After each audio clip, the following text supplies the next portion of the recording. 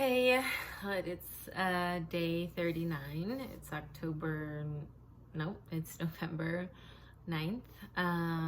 And I was supposed to have a support group tonight, but I got the times wrong because I meet with people in Hawaii. And I was like a half an hour off with the time change difference, so I wasn't able to make it. And I was just feeling weird about, not having that. And then feeling bad I didn't have that for my recovery. And I had hung out with friends tonight, which was really great. I had them over here, but didn't really have a solid meal plan set. And then ended up just snacking a lot, and I had had a little bit to drink, so then that makes me hungrier. And I just am always I feel like that evening times are the easiest for me if I'm having any sort of feelings, unresolved feelings. That's the easiest time for me to get bingey eating, and it can just lead to an uncomfortable night's sleep, and that's when I'm more prone to purge. I think it's feels like a safe space, and to binge and purges is only gonna happen once in a day. And yeah, so a few things that I've been noticing, that evening eating has been harder, I think, because there's just a buildup of unresolved anxiety and something's going on and I'm not addressing it.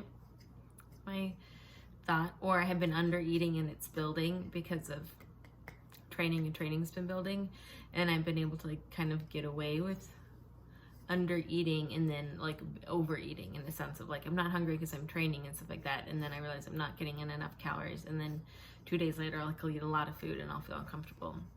So I need to really check in with my training and my running.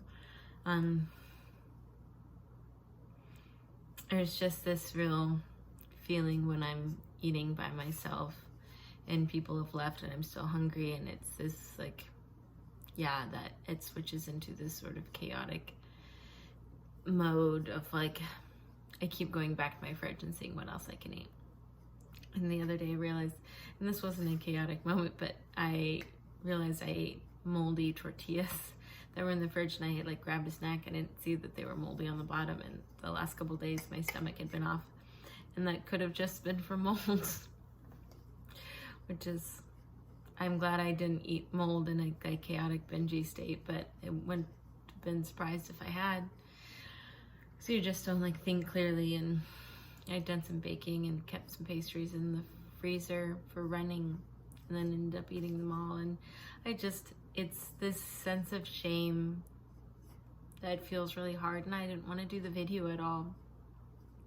I just was feeling the shame. I just wanted to escape into food and snack, and even though they were quote unquote healthier snacks or something, I knew I was just I could eat and eat and eat, and to stop myself and to stop and do the video.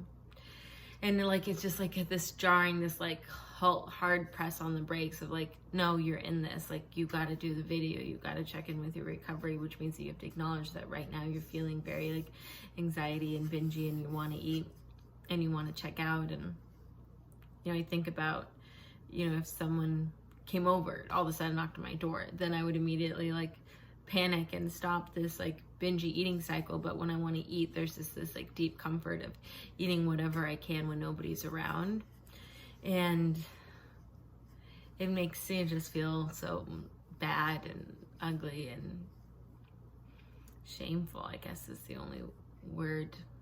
And it's when I start feeling the shame, it's hard to pull myself out of it. I feel is this look at me, this is who I am, just eating this plate of pastries or leftover carrot cake and a huge serving of roasted Brussels sprout, and just eating and eating, and I wouldn't eat like this if anybody was watching me, and I feel so ugly and embarrassed by it afterwards. And I also don't want to stop because it feels so comforting, and it's easier to do these entries when I'm feeling better, and I don't particularly know.